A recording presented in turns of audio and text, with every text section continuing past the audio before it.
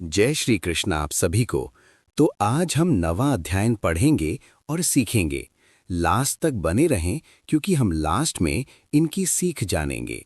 Video पसंद आए तो लाइक करें और चैनल को सब्सक्राइब भी कर लें। चलिए शुरुआत करते हैं। अथ नवमोऽध्यायः श्रीभगवानुवाच इदं तु ते गुह्यतमं प्रवक्ष्याम्यनसूयवे ज्ञानं विज्ञानसहितं यद्ज्ञात्वा मोक्ष्यसे अशुभात्। इदं तु गुह्यतमं विज्ञानसहितं ज्ञानम् अनसूयवे ते प्रवक्ष्यामि यद्ज्ञात्वा अशुभात् मोक्ष्यसे। हे अर्जुन, यद्यपि जीव परमार्थतः परमात्मा से भिन्न है, क्योंकि कहाँ अनंत सर्वज्ञ और कहाँ अल्पज्ञ परमाणु, परंतु निष्काम कर्म के व्यवहार के लिए उस व्यवहारिक रूप में समर्पण द्वारा अभिन्नता उत्पन्न करके ही चलना पड़ता है। जब तक वो सर्वथा अपने अहम रूप अभिमान को निष्काम भक्ति द्वारा अपने स्वामी की सत्ता में लीन नहीं कर देता, तब तक ये अभिमान किसी न किसी रूप में सिर उठाकर उसे मार्ग भ्रष्ट कर ही देता है। समर्पण द्वारा मनुष्य की जो ये अवस्था होती है, इसे बिना अनुभव के समझना कठिन है। उल्टा यदि इसका किसी द्वेषयुक्त मनुष्य से वर्णन किया जाए तो वो तो यही कहेगा कि कृष्ण आज घमंड में आकर अपने को परमात्मा मानने लगा। किंतु हे अर्जुन, परम भक्त तुम तो मेरे परम प्रिय सखा हो तथा असूया से बिल्कुल रहित हो, इसलिए मेरे आशय को बिल्कुल ठीक समझोगे। इसलिए तुम्हें ये गुह्यतम विज्ञान सहित ज्ञान, जिसका सप्तमाध्याय के द्वितीय श्लोक में भी वर्णन कराए हैं, बताऊंगा, जिसे जानकर तुम हर प्रकार के अशुभ कर्म करते हुए भी दोष से मुक्त हो जाओगे। और आज ये जो भीष्म द्रोण सरीखे गुरुजनों के वध का अशुभ काम है, ये मेरे प्रभु का काम है। एक दिन वो भी तो इन्हें मारेगा। उस दिन जिस प्रकार परमात्मा को दोष नहीं लगेगा, ठीक उसी प्रकार उसकी वैदिक आज्ञानुसार क्षत्रिय व्रत का पालन करते हुए जब तुम इन अन्यायशीलों को मारोगे तो तुम्हें कोई अशुभ नहीं लगेगा। राजविद्या राजगुह्यम पवित्रमिदमुत्तमं प्रत्यक्षावगमं धर्म्यं सुसुखं कर्तुमव्ययम्।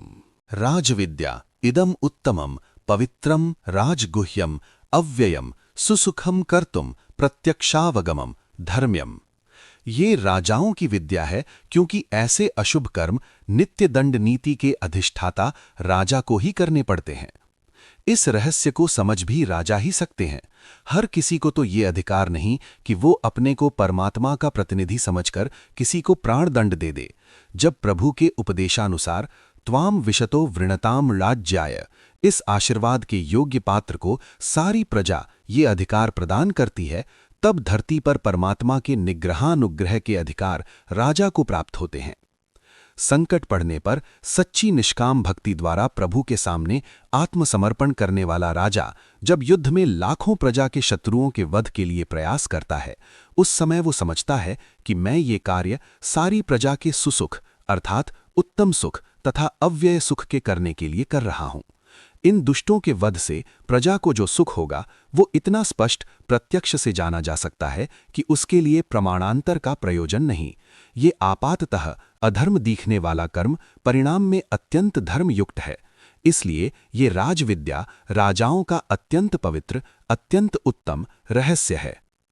अश्रद्धाधानाः पुरुषाः धर्मस्यास्य परन्तपः अप्राप्य माम निवर्तन्ते मृत्यु संसार वर्तमनि। 3। हे परंतप, अस्य धर्मस्य अश्रद्धाधानाः पुरुषाः माम अप्राप्य मृत्यु संसार वर्तमनि निवर्तन्ते। हे परंतप, वीर पुरुष मरने से नहीं डरता, इसलिए वो मृत्यु रहित संसार में रहता है।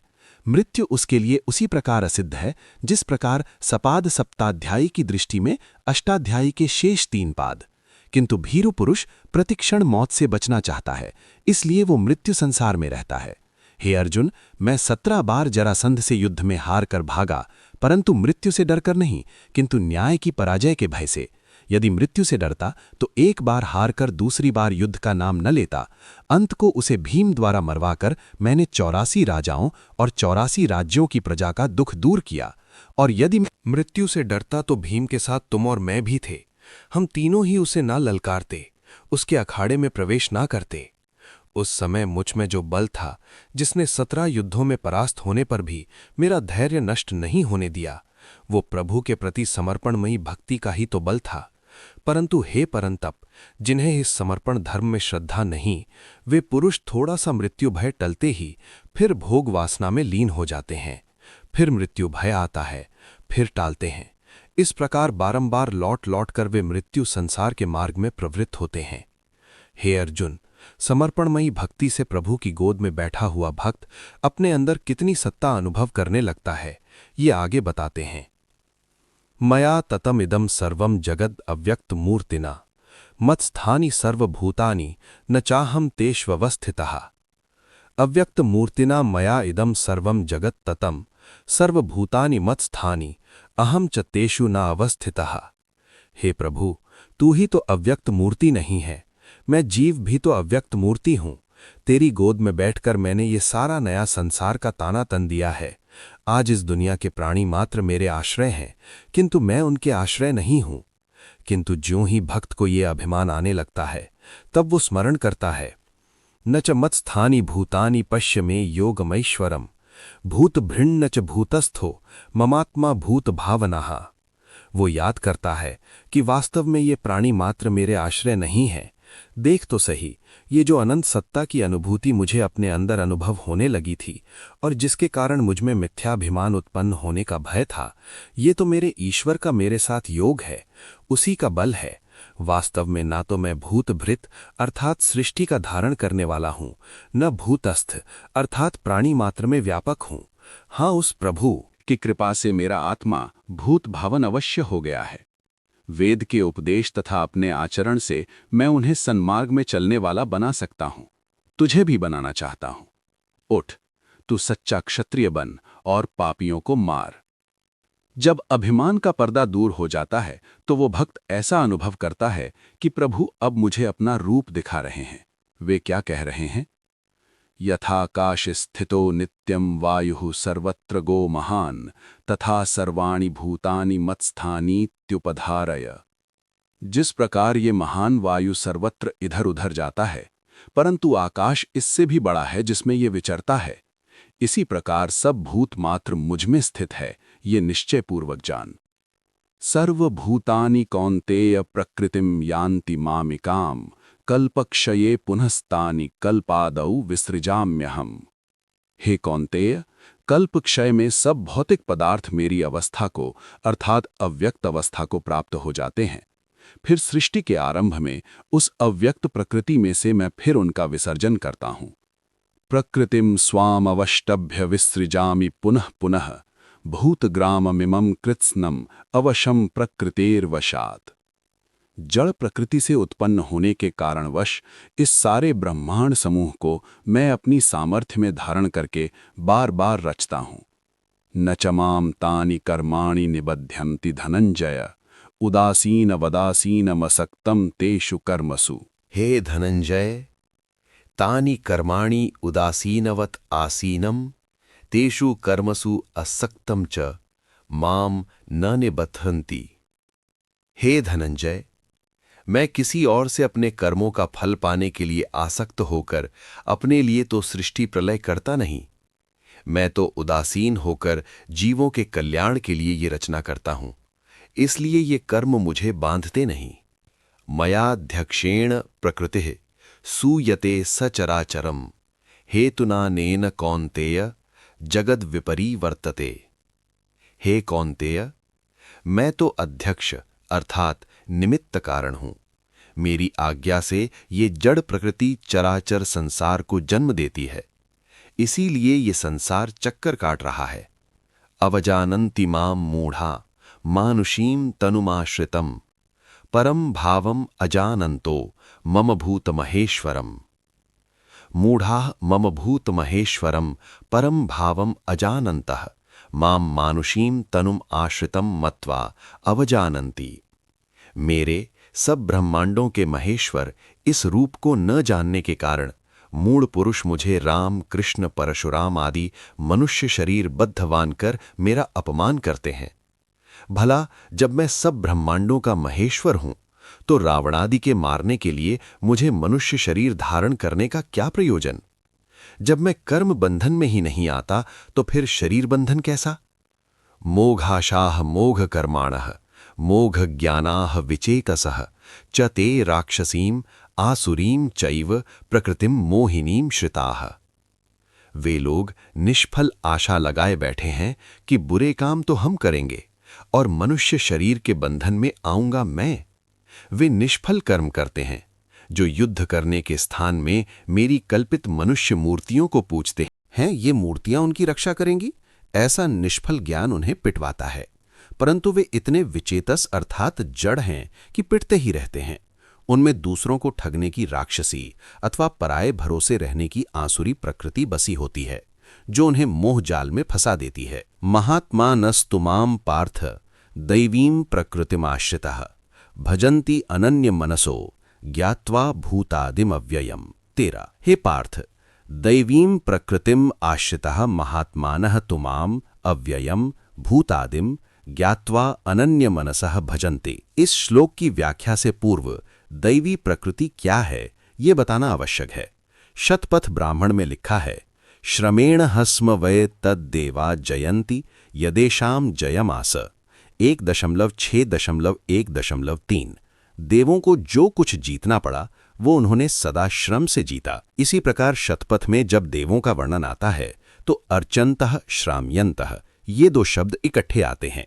सो देवादिदेव परमात्मा सबसे बड़ा श्रमी है जो निरंतर निष्काम श्रम करता रहता है। सूर्यादि जड़ देवता उसकी आज्ञा से दिन रात श्रम करते हैं। बस यही लोक कल्याणकारी श्रम करना ही दैवी प्रकृति है। सो प्रभु कहते हैं कि मेरी श्रमशीलता को देखकर महात्मा लोग मेरी इस श्रमशीलता रूप दैवी प्रकृति का आश्रय लेकर अनन्य मन होकर इस संसार के सदा एक रस आदि आदर्श को सामने रखकर उसका भजन करते हैं, अर्थात उसकी निष्काम श्रमशीलता तक पहुंचने का प्रयास करते हैं। सततम कीर्तयन्तो माम यतन्तश्च दृढ़व्रताः नमस्यन्तश्च माम भक्त्या नित्ययुक्ताः उपासते। सततम माम कौर्तियन्तः दृढ़व्रताः यतन्तश्च माम नमस्यन्तश्च नित्ययुक्ताः भक्त्या उपासते। और वे महात्मा लोग नित्य मेरे गुणों का कीर्तन करते हुए तथा मेरे कीर्तित गुणों का अनुकरण करने के लिए लोक कल्याणार्थ व्रत धारण करके दृढ़ व्रत होकर उसे पूरा करने के लिए यत्न करते हुए तथा उस यत्न की सफलता से उत्पन्न हो सकने वाले मद का प्राक प्रतिकार करने के लिए मुझे नमस्कार करते हुए नित्य दिन राम इसी प्रकार का जीवन बिताने में लगे हुए अपने इन शुभ आचरणों से मेरी उपासना करते हैं।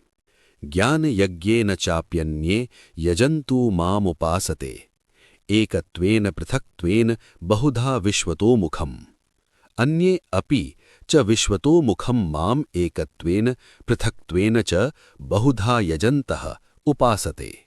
इस संसार में जितने परमाणु हैं उतने ही मेरे मुख हैं, इसलिए मैं विश्वतोमुख हूं। इनके अनंत संयोजन हैं।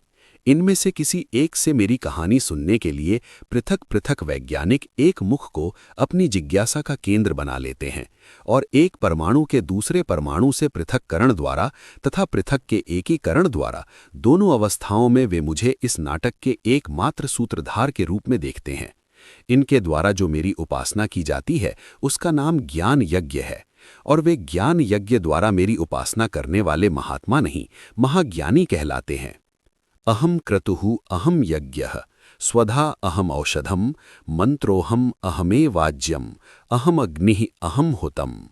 उस कीर्तन से ये लाभ होता है कि जैसे मैं क्रतु अर्थात लोक कल्याणार्थ कर्मशील हूँ, वैसे वे भी कर्मशील होने का दृढ़ व्रत धारण करके वैसा बनने का यत्न करते हैं। मैं यज्ञ अर्थात संसार भर के बिखरे हुए परमाणुओं का संगतिकरण करता हूँ, वे भी इसी प्रकार संगठन करते हैं। मैं लोक सेवा करने वालों को क्षीण होने पर अपनाकर उन्हें फिर ताज़ा करता हूँ, इसलिए मैं स्वधा हूँ। वे भी अपने पितरों की क्षीणावस्था में उनके पालनार्थ स्वधा देते हैं। मैं रोगियों का औषध हूँ, वे भी रोग पीड़ितों में औषधवत हैं। मैं उनमें नवजीवन संचार करने वाला मंत्र हूँ, वे भी प्रजा में नवजीवन संचारक मंत्र बनने का यत्न करते हैं। मैं घृत के समान सबसे स्रवित करता हूँ तथा अग्नि को प्रदीप्त करता हूँ, वे भी ब्राह्मणत्व, क्षात्रत्व, वैश्यत्व आदि संकल्पों को प्रदीप्त करने वाले हैं। मैं सबका अग्रणी हूँ, इसलिए अग्नि हूँ। रात इसी प्रकार का जीवन बिताने में लगे हुए अपने इन शुभ आचरणों से मेरी उपासना करते हैं। ज्ञान यज्ञेन चाप्यन्ये यजन्तो माम उपासते एकत्वेन पृथक्त्वेन बहुधा विश्वतो मुखम अन्ये अपि च विश्वतो मुखम माम एकत्वेन पृथक्त्वेन च बहुधा यजन्तः उपासते। इस संसार में जितने परमाणु हैं उतने ही मेरे मुख हैं, इसलिए मैं विश्वतोमुख हूं। इनके अनंत संयोग हैं। इनमें से किसी एक से मेरी कहानी सुनने के लिए पृथक पृथक वैज्ञानिक एक मुख को अपने जिज्ञासा का केंद्र बना लेते हैं और एक परमाणु के दूसरे परमाणु से पृथक्करण द्वारा तथा पृथक के एकीकरण द्वारा दोनों अवस्थाओं में वे मुझे इस नाटक के एकमात्र सूत्रधार के रूप में देखते हैं। इनके द्वारा जो मेरी उपासना की जाती है उसका नाम ज्ञान यज्ञ है और वे ज्ञान यज्ञ द्वारा मेरी उपासना करने वाले महात्मा नहीं, महाज्ञानी कहलाते हैं। अहम क्रतुरहम यज्ञः स्वधा अहमहमोषधम मंत्रो अहमहमेवाज्यम अहम अग्निरहम हुतम। अहम क्रतुः अहम यज्ञः अहम स्वधा अहमौषधम मंत्रो अहमहमेवाज्यम अहम अग्निः अहम हुतम। उस कीर्तन से ये लाभ होता है कि जैसे मैं क्रतु अर्थात लोक कल्याणार्थ कर्मशील हों, वैसे वे भी कर्मशील होने का दृढ़ व्रत धारण करके वैसा बनने का यत्न करते हैं। मैं यज्ञ अर्थात संसार भर के बिखरे हुए परमाणुओं का संगतिकरण करता हूं, वे भी इसी प्रकार संगठन करते हैं। मैं लोक सेवा करने वालों को क्षीण होने पर अपनाकर उनको फिर ताज़ा करता हूं, इसलिए मैं स्वधा हूं। वे भी अपने पितरों की क्षीणावस्था में उनके पालनार्थ स्वधा देते हैं। मैं रोगियों का औषध हूं, वे भी रोग पीड़ितों में औषधवत हैं। मैं उनमें नवजीवन संचारक मंत्र हूं, वे भी प्रजा में नवजीवन संचारक मंत्र बनने का यत्न करते हैं। मैं घृत के समान सबसे स्नेह करता हूं तथा अग्नि को प्रदीप्त करता हूं, वे भी ब्राह्मणत्व, क्षत्रियत्व, वैश्यत्वादि संकल्पाग्नि को प्रदीप्त करने वाले हैं। मैं सबका अग्रणी हूं, इसलिए अग्नि हूं। वे भी शुभ कर्म स्वयं सबसे प्रथम करके आदर्श बनते हैं, इसलिए वे अग्नि हैं। मैंने ब्रह्मांड की सेवा में अपने आप को हवन किया है, इसलिए हुत हूं। वे भी लोक कल्याणार्थ अपने को आहुत करते हैं, इसलिए हुत हैं। यही कीर्तन का लाभ है। पिता हमस्य जगतो माता धाता पितामहः वेद्यम पवित्रमोंकारः ऋक्साम यजुरेव च। अहम अस्य जगतः पिता माता धाता पितामहः पवित्रम वेद्यम ओंकारः ऋक्साम यजुः एव च। मैं इस जगत का पिता हूँ। मेरी इस रूप में भक्ति करने वाले जगत के पिता बनकर लोगों का पालन तथा चरित्र निर्माण करते हैं। माता रूप में मुझे देखने वाले संसार के पीड़ित लोगों को माता का वात्सल्य प्रदान करते हैं। धाता के रूप में मुझे देखने वाले अन्न वस्त्रहीनों को अन्न देते हैं तथा अपनी संपत्ति की ठीक व्यवस्था करना सिखाते हैं।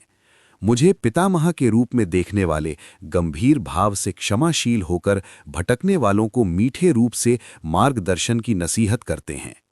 जो पवित्र भक्त ओंकार के रूप में मुझे देखते हैं, वे पवित्र संगीत द्वारा संसार को पवित्र बनाते हैं। मैं ऋक हूँ, वे संसार को ज्ञान देकर ऋक बनते हैं। मैं साम हूँ, वे संसार को कला तथा प्रतिभान देकर साम बनते हैं। मैं यजुः हूँ, मुझे देखकर वे संसार को संगठन में बांधकर यजुः बनते हैं। गतिर्भर्ता प्रभुः साक्षी निवासः शरणं सुहृद प्रभवः प्रलयः स्थानम निधानम बीजम अव्ययम। मैं गति का भंडार हूँ, वे संसार को गति का विज्ञान देकर यातायात की तीव्र गति उत्पन्न करके गति बनते हैं। मैं भरता हूँ, वे यातायात द्वारा आवश्यक पदार्थों को प्रयोक्ताओं तक पहुँचाकर भरता बनते हैं। मैं संसार का प्रभु अर्थात शासन करता हूँ, वे निष्पक्षपात तथा दूरदर्शी शासक बनते हैं। मैं साक्षी हूँ, वे यथार्थ बात बिना लाग लपेट के ठीक ठीक नपे तुले शब्दों में उपस्थित करके साक्षी बनते हैं। मैं संसार को बसाता हूँ, वे मनुष्यों को बसना सिखाते हैं। मैं अशरणों का शरण हूँ, वे भी अशरण शरण बनते हैं। मैं सुहृत हूँ, वे दूसरों के विश्वास पात्र बनकर मेरे सुहृत रूप की उपासना करते हैं। मैं प्रभव रूप हूँ, वे संसार को अन्न वस्त्रादि बनाने की विद्या सिखाकर प्रभव रूप धारण करते हैं। मैं प्रलय करता हूँ, वे लोक कल्याण में बाधक तत्वों का प्रलय करके प्रलय रूप धारण करते हैं। मैं संसार के ठहरने का स्थान हूँ। वे भी अनुचित वेग से कार्य करने वालों को रुकना सिखाकर स्थान बनते हैं। मैं संपूर्ण रहस्यों का निधान हूँ। वे भी लोगों की वस्तुओं को तथा रहस्यों को सुरक्षित रख के मेरे निधान रूप की उपासना करते हैं। मैं इस संसार का अविनाशी बीज हूँ। वे भी धैर्य गुण धारण करके यश की कामना को तथा तुरंत फल पाने की आतुरता को जीतकर ऐसे शुभ संस्कार तथा शुभ समारंभों का बीजारोपण करते हैं जो सहस्रों वर्षों में फल देना आरंभ करे तथा लाखों वर्ष तक फल दे। तपाम्यहं वर्षं निगृह्णामि उत्सृजामि च अमृतं चैव मृत्युश्च सदसच्चाहमर्जुन। हे अर्जुन, अहम तपामि वर्षम निगृह्णामि उत्सृजामि च अहम अमृतम च मृत्युः च एव अहम सत च असत। मैं ग्रीष्म ऋतु में गर्मी पैदा करता हूँ, वे भी अन्याय के विरुद्ध गर्मी पैदा करते हैं। मैं जल का संग्रह करता हूँ, वे भी शक्ति संग्रह करते हैं। मैं मेघ को बरसाता हूँ, वे भी तप के पश्चात संग्रहित शक्ति को लोक कल्याणार्थ बरसाते हैं। मैं अमर हूँ, वे भी संसार के भीरू पुरुषों को जीवात्मा की अमरता का उपदेश करके प्रसुप्त अमृत बुद्धि को जागृत करते हैं। मैं निष्प्रयोजन पत्ते आदि की पतझड़ द्वारा मृत्यु करता हूँ, वे भी लोक पीड़ा करने वाले निष्प्रयोजन प्राणियों के लिए मृत्यु बनते हैं। हे अर्जुन, आज तू भी बन। मैं सतरूप हूँ, सो मेरे इस रूप के उपासक हर शुभ कर्म में जहाँ देखो खड़े मिलते हैं, जिससे उन्हें पुकारना न पड़े। मैं प्रत्यक्ष इंद्रियों से अगोचर हूँ, इसलिए इन अर्थों में मैं असत हूँ। मेरे इस रूप के उपासक किसी शुभ समारंभ में भी आगे नहीं आते, पर पीछे से चुपचाप हर शुभ समारंभ की पूर्ण रूप से दृढ़ता के साथ सहायता करते हैं। हे अर्जुन, मैं इस प्रकार का हूँ, इसलिए इन गुणों के उपासक इन गुणों का कीर्तन करते हैं और फिर दृढ़व्रत होकर वैसा बनने का यत्न करते हैं।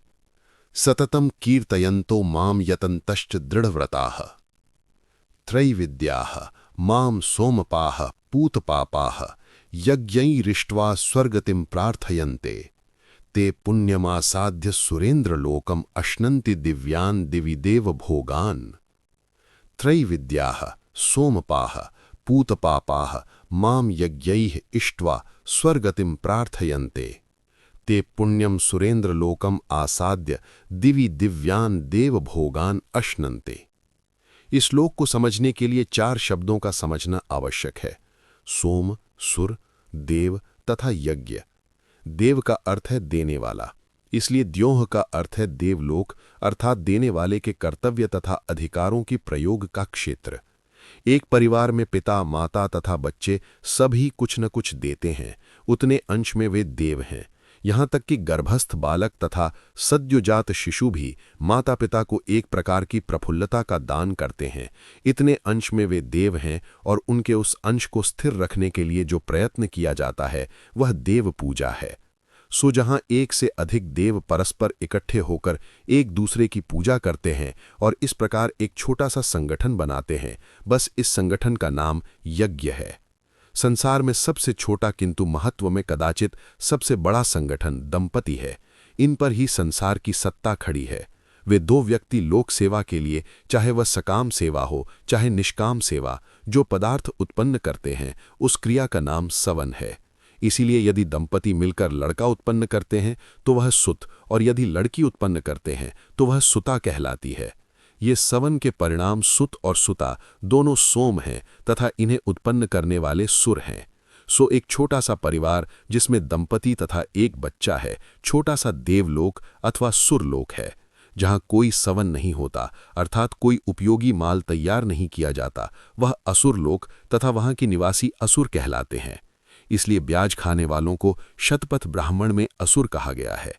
शतपथ 13, 4, 3, 11। यदि ब्याज खाने वाले असुर से सुर बनना चाहें तो अपने निश्चिंत जीवन को किसी लोक कल्याणकारी कर्म में लगा दें, नहीं तो ब्याज खाने वाले, किराया खाने वाले आदि सब असुर कहलाएंगे। ऐसे निकम्मों का स्वार्थमय संगठन असुर यज्ञ कहलाता है। अब सवनकर्ता सुर लोग मिलकर जिसे अपना राजा बना लें वो सुरेंद्र हुआ। सकाम कर्म करना भी पुण्य है, यदि वो सोमपान के लिए अर्थात श्रम द्वारा कोई पदार्थ उत्पन्न करने के लिए अथवा उसके बदले में प्राप्त श्रमोपार्जित धन की प्राप्ति के लिए हो। और यदि वो निष्काम हो तब तो कहना ही क्या। सो इन श्रमोत्पादित पदार्थों अथवा इनके बदले में प्राप्त श्रमोपार्जित धन का उपभोग करने वाले सोमपा कहलाते हैं। ये 3 प्रकार के हैं। नया नया ज्ञान सवन करने वाले वैज्ञानिक अर्थात ऋग्वेदी लोग, नई नई रसमय कलाकृतियां उत्पन्न करने वाले सामवेदी लोग तथा नए नए संगठन संचालन करके प्रजाहित करने वाले यजुर्वेदी लोग।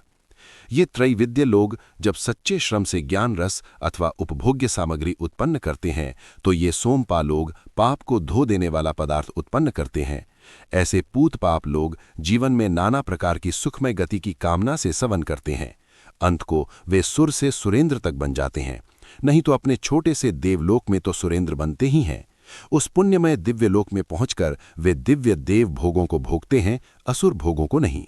ते तम भुक्त्वा स्वर्गलोकम विशालम क्षीणे पुण्ये मर्त्यलोकम विशन्ति एवं त्रयी धर्मम अनुप्रपन्नाः गतागतम कामकामा लभन्ते 21। ते तम विशालम स्वर्गलोकम भुक्त्वा पुण्ये क्षीणे मर्त्यलोकम विशन्ति एवं कामकामः त्रयी धर्मम अनुप्रपन्नाः गतागतम लभन्ते।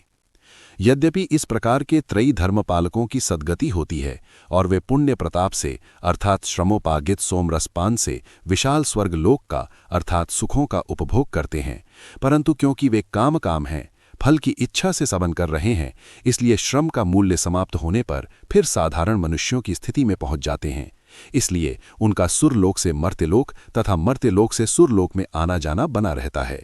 अनन्याश् चिन्तयन्तो माम ये जनः पर्युपासते तेषां नित्य अभियुक्तानां योगक्षेमं वहाम्यहम्। ये जनाः अनन्याः चिन्तयन्तः मां पर्युपासते तेषां नित्यभियुक्तानां योगक्षेमम् अहं वहामि। किंतु जो स्वर्ग गति अर्थात भौतिक सुख भोग की अभिलाषा से नहीं किंतु मुझसे नित्य संबंध जोड़ने के लिए अनन्य होकर मेरा चिंतन करते हैं तथा मेरे ही चारों ओर चक्कर काटते हैं, ऐसे नित्य निष्काम लोक सेवा में लगे हुए पुरुषों के योगक्षेम की चिंता का भार मैं वहन करता हूँ। उन्हें नित्य आनंद की प्राप्ति होती है तथा मैं उनका निवास हूँ, इसलिए योगक्षेम की चिंता ही क्या रही। किंतु उनको भौतिक योगक्षेम भी मेरे द्वारा प्राप्त होता है, परंतु शर्त यह है कि वे सवन करें, लोक सेवा में नित्यभियुक्त हों तथा काम कामाह ना हों। ये अप्यन्य देवता भक्ताः यजन्ते श्रद्धयान्विताः ते अपि मामेव कौन्तेय यजन्ति अविधिपूर्वकम्। तेष हे कौन्तेय, जो भी कीर्ति ऐश्वर्य आदि किसी अन्य देवता से भक्त बनकर श्रद्धायुक्त होकर उनकी पूजा करते हैं तथा उनके निमित्त संगठन करते हैं, वे भी सीधे विधिपूर्वक न सही एक प्रकार से मेरी ही उपासना करते हैं, क्योंकि अंत को उन्हें मेरी ही शरण में तो आना पड़ता है।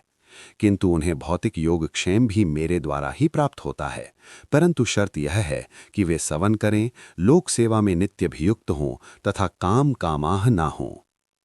अहम हि सर्वयज्ञानां भोक्ता च प्रभुरेव च न तु माम् अभिजानन्ते तत्त्वेनातश्च वन्ति ते। 24। अहम हि सर्वयज्ञानां भोक्ता च प्रभुरेव च ये तु माम् तत्त्वेन न जानन्ति अतः ते च वन्ति। सब यज्ञों का अंतिम भोक्ता तो मैं ही हूँ, क्योंकि जिस भौतिक शक्ति की उपासना वे करते हैं उसका अंतिम संचालक तो मैं ही हूँ, किंतु वे मुझे तत्व से नहीं जानते, इसलिए वे मार्गच्युत हो जाते हैं। और जिनको मेरे दंड का भय तथा मेरी प्रीति का भरोसा नहीं रहता, उन्हें वह भौतिक ऐश्वर्य जिसकी उन्होंने उपासना की है शत्रु बनकर खा जाता है। उदाहरण के लिए, जिन्होंने तीव्र गति को अपनी आराध्य देवी माना, वे यदि तीव्र गति को मेरी पूजा का साधन बनाते हैं तो मेरी प्रजा को अर्थात प्राणी मात्र को अपना भाई समझकर उनकी सेवा करते और बदले में उनसे प्रेम पाते तो इस धरती पर सुख शांति का राज्य होता। परंतु जब मेरा भय तथा मेरी प्रीति न होने से वे काम क्रोधादि विकारों के शिकार होते हैं, तो तीव्र गति के साधन अति तीव्र गति से उनके विनाश का कारण बनते हैं। इस प्रकार वे मार्गच्युत होकर दुख पाते हैं। यान्ति देवव्रता देवान् पितॄन् यान्ति पितृव्रताः भूतानि यान्ति भूतेज्या यान्ति मद्याजिनो अपि माम्। देवव्रताः देवान् यान्ति पितृव्रताः पितॄन् यान्ति भूतेज्याः यान्ति मद्याजिनः अपि माम यान्ति। विद्वानों की पूजा करने वाले विद्वानों की मंडली में पहुंच जाते हैं। बड़े बूढ़ों के उपासक जब बूढ़े होते हैं तो उनके बच्चे उनके साथ वैसा ही सद्व्यवहार करते हैं जैसा उन्होंने अपने बूढ़ों से किया था, इसलिए उनकी अच्छे पितरों में गणना होने लगती है। भौतिक पदार्थों के तत्व ज्ञान में लगे हुए भौतिक ऐश्वर्य भोगते हैं, किंतु मेरे उपासक मेरी तरह आत्मशक्ति संपन्न होकर अपनी छोटी सी दुनिया के ईश्वर हो जाते हैं। इस प्रकार उनकी गणना परमेश्वर में न सही आत्मेश्वर होकर ईश्वरों में तो हो ही जाती है। पत्रम पुष्पम फलम तोयम यो मे भक्त्या प्रयच्छति तदहम भक्त्युपहृतम अश्नामि प्रयतात्मनः। यह मे भक्त्या तत्पात्रेभ्यः पत्रम पुष्पम फलम तोयम प्रयच्छति तत्प्रयतात्मनः भक्त्युपहृतम अहम अश्नामि। अथवा यह भक्त्या मे पत्रम पुण्यम फलम तोयम प्रयच्छति प्रयतात्मनः तत्पात्रेभ्यः भक्त्युपहृतम अहम तत् अश्नामि। हे अर्जुन, मुझे न भूख लगती है न प्यास, किंतु जो कोई मुझसे प्रेम करता है वह मेरी प्रजा से अर्थात प्राणी मात्र से प्रेम करे। पत्रों के भूखे बकरी आदि प्राणियों को पत्ते दे, फूलों के पात्र उदास लोगों को अथवा पूजनीय लोगों को पुष्प दान करे, जो फल न मिलने के कारण रोगी रहते हों उन्हें फल दे, जिनके गांव में कुआं न हो उनका जल कष्ट निवारण करे, उनका ये भक्तिपूर्वक दुख पीड़ित होने के कारण अथवा सत्पात्र होने के कारण प्राप्त किया दान मुझे पहुंचता है और मैं उसे स्वीकार करता हूं, अथवा जो मेरी भक्ति से प्रेरित होकर पात्रों को पत्र, पुष्प, फल तथा जल देता है वो मैं स्वीकार करता हूं।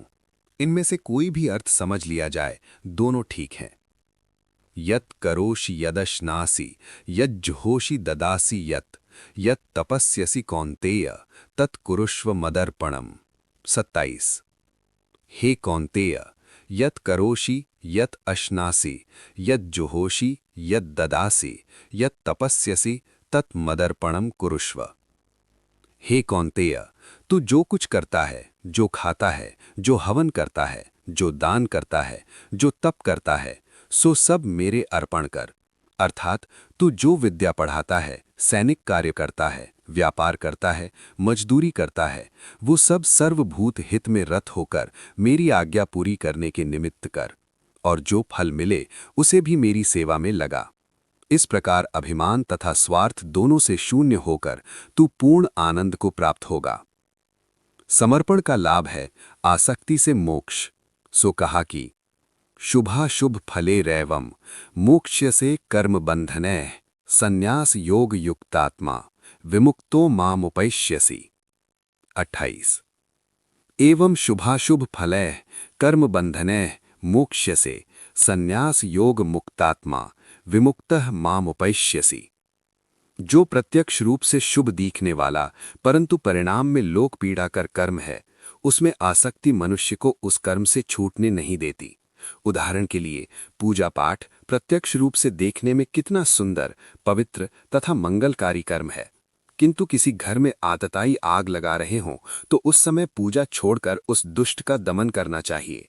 किंतु पूजा पाठ में आसक्त मनुष्य सारे गांव को भस्म होने देगा परंतु अपनी पूजा नहीं छोड़ेगा। इसके विपरीत आपाततः अशुभ प्रतीत होने वाले कर्म को करने की इच्छा ना हो तो भी अपनी इच्छा को दबाकर वो करना चाहिए। किंतु ये अशुभ फल वाले कर्म के प्रति घृणा में आसक्ति अर्जुन को भी भीष्म, द्रोण आदि स्वजनों का वध करने से रोक रही है। किंतु जो अपने आप को प्रभु के अर्पण कर चुका वह प्रभु की प्रजा के कल्याणार्थ शुभ फल कर्म में आसक्ति रूप कर्म बंधन से मुक्त हो जाएगा। मुक्त क्या हो जाएगा? बंधन स्वयं उसे छोड़ जावेंगे। इसी प्रकार प्रभु समर्पित आत्मा मनुष्य भीष्म, द्रोण आदि के वध से नहीं घबराएगा, क्योंकि उसकी भुजाएं उसकी तो रही नहीं।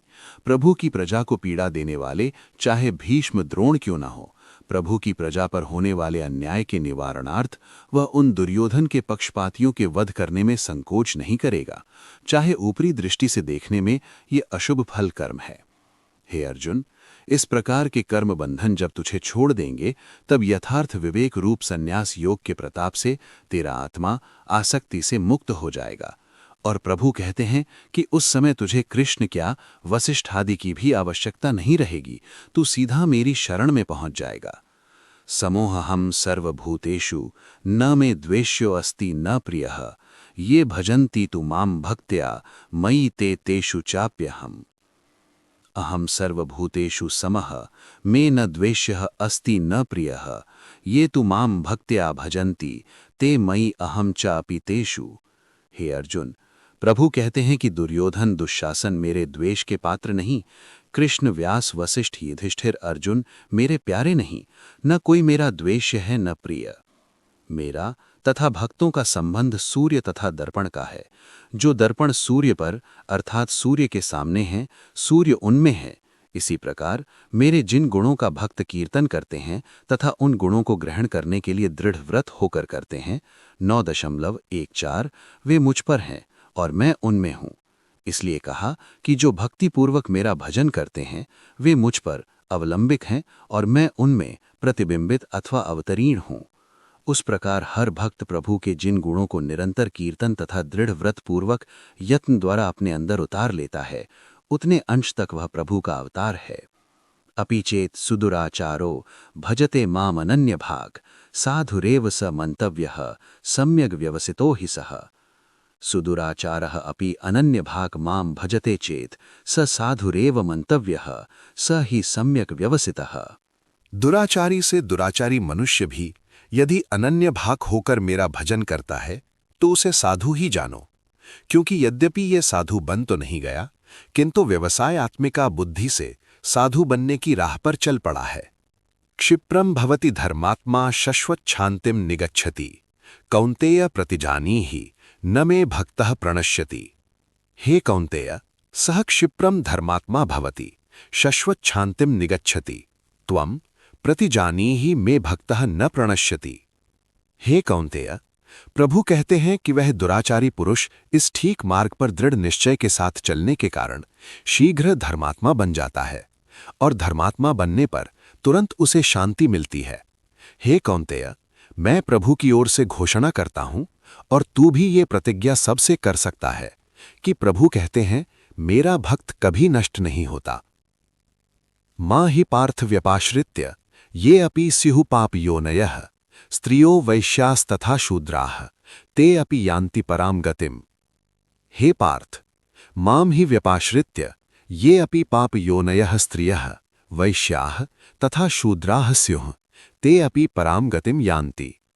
हे अर्जुन, मुझ पर पूर्ण रूप से बुरे कर्मों से हटकर व्यप आश्रय लेकर पाप से कमाई करने वाली स्त्रियां अर्थात वैश्या, पाप से कमाई करने वाले वैश्य अर्थात चोर बाजारी, मांस विक्रय मद्य विक्रय करने वाले आदि भी जो हैं वे भी परम गति को प्राप्त हो जाते हैं।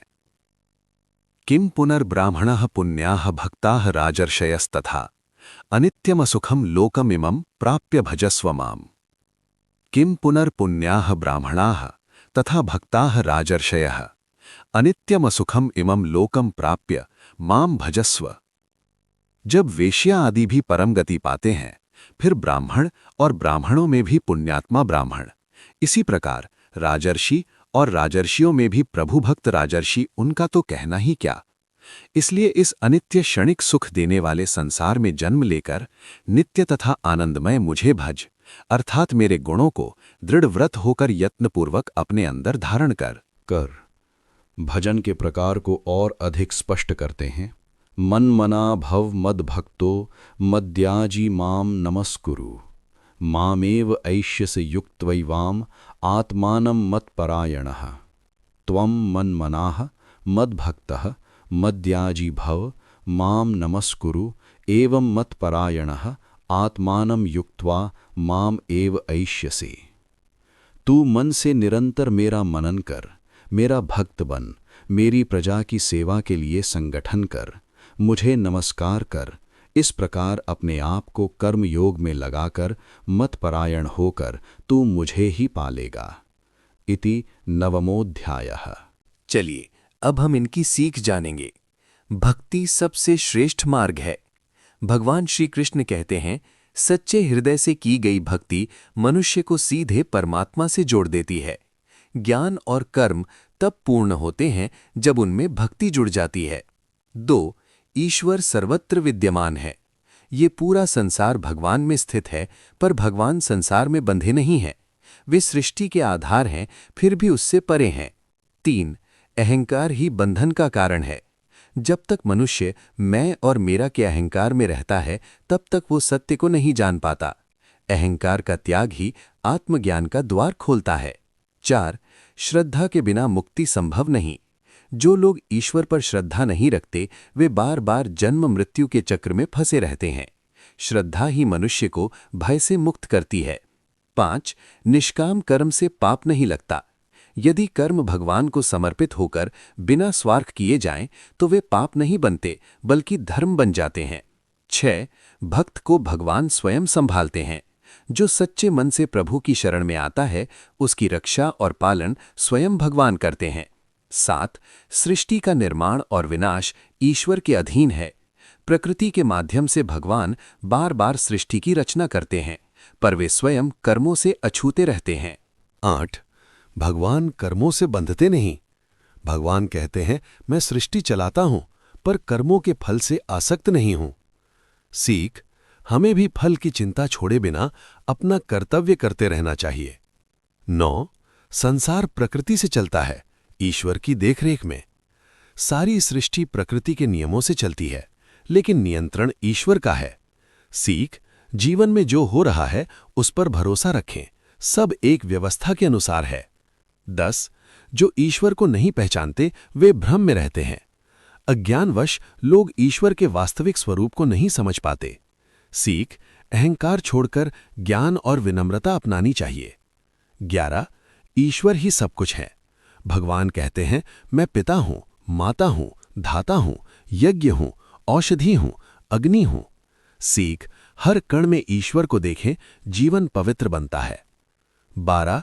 सच्ची भक्ति सरल होती है। पत्र, पुष्प, फल या जल सच्चे मन से अर्पण किया जाए तो भगवान स्वीकार करते हैं। सीख, भक्ति दिखावे से नहीं, भावना से होती है। 13. महात्मा लोग देवी प्रकृति को अपनाते हैं। जो लोग निष्काम भाव से लोक कल्याण के लिए कर्म करते हैं, वही सच्चे भक्त हैं। सीख, सेवा, करुणा और कर्तव्य ही सच्ची पूजा है। 14. निरंतर स्मरण और भक्ति से मुक्ति। जो हमेशा भगवान का स्मरण करते हैं, वही भय से मुक्त होते हैं। सीख, रोज थोड़ा समय ध्यान, नाम स्मरण में लगाएं। 15. स्वर्ग भी स्थायी नहीं है। जो लोग पुण्य कर्म करके स्वर्ग जाते हैं, वे पुण्य समाप्त होने पर फिर पृथ्वी पर लौट आते हैं। सीख, केवल भोग और स्वर्ग की इच्छा से किया गया कर्म स्थायी सुख नहीं देता। 16. निष्काम भक्त की जिम्मेदारी भगवान लेते हैं। भगवान कहते हैं, जो मुझे अनन्य भाव से स्मरण करते हैं, उनके योग क्षेम की जिम्मेदारी मैं स्वयं उठाता हूं। सीख, सच्ची भक्ति में डर और चिंता अपने आप समाप्त हो जाती है। 17. श्रद्धा जहां होती है वही पूजा पहुंचती है। लोग जिस देवता को श्रद्धा से पूजते हैं, उनकी श्रद्धा अंततः ईश्वर तक ही पहुंचती है। सीख, भक्ति का मूल तत्व श्रद्धा है, नाम या रूप नहीं। 18. सभी यज्ञों का भोक्ता एक ही है। भगवान कहते हैं, सभी यज्ञों और भोगों का अंतिम स्वामी मैं ही हूं। सीख, अलग अलग रास्ते हो सकते हैं, पर लक्ष्य एक ही परमात्मा है। 19. सच्ची भक्ति में भेद नहीं। स्त्री पुरुष, शूद्र वैश्य, जो भी श्रद्धा से भगवान की शरण आता है, वह मोक्ष प्राप्त कर सकता है। सीख, ईश्वर की भक्ति में कोई जाति, वर्ग या ऊंच नीच नहीं। 20. मन, कर्म और जीवन मुझे अर्पित करो। भगवान कहते हैं, जो कुछ करो, जो खाओ, जो दान दो, सब मुझे अर्पित करो। सीख, पूरा जीवन ही पूजा बन सकता है। 21. भगवान ही अमृता भी हैं और मृत्यु भी। भगवान कहते हैं, मैं ही अमृता हूं और मैं ही मृत्यु हूं। सीख, जीवन और मृत्यु दोनों से डरने की जरूरत नहीं, क्योंकि दोनों में ईश्वर ही है। 22. भक्ति सबसे सरल मार्ग है। भगवान कहते हैं, जो प्रेम और श्रद्धा से मुझे भजता है, वह मुझे अवश्य प्राप्त करता है। 23. कर्म भगवान को अर्पित करो। जो भी करो, खाना, दान, तप या कर्म, सब कुछ भगवान को समर्पित कर दो, वही मुक्ति का मार्ग है। 24. सच्ची भक्ति में बाहरी दिखावा नहीं। पत्र, पुष्प, फल या जल, भाव शुद्ध हो तो भगवान सब स्वीकार करते हैं। 25 कोई भी पापी स्थायी नहीं होता। यदि सबसे पापी व्यक्ति भी सच्चे मन से भक्ति करे तो वह भी साधु बन सकता है। 26 भगवान किसी से भेदभाव नहीं करते। स्त्री, वैश्य, शूद्र या पापी जो भक्ति करता है वो परम गति को प्राप्त होता है। 27 गलत कर्म से नहीं, अहंकार से बंधन होता है। जब कर्म को भगवान को अर्पित कर दिया जाता है तो कर्म बंधन नहीं बनता। 28 दूसरे देवताओं की पूजा सीमित फल देती है। देवताओं की पूजा करने वाले देवताओं को पाते हैं, पर भगवान की भक्ति करने वाला भगवान को पाता है। 29 मन, बुद्धि और जीवन भगवान में लगाओ। जो मन से मेरा स्मरण करता है, मेरा भक्त बनता है और मुझे ही लक्ष्य मानता है, वो निश्चित रूप से मुझे प्राप्त करता है। चलिए इस वीडियो को यहीं समाप्त करते हैं। वीडियो पसंद आए हो तो कमेंट्स करना ना भूलें और लाइक और चैनल को सब्सक्राइब भी कर देना। तो मिलते हैं अगली वीडियो में। राधे राधे।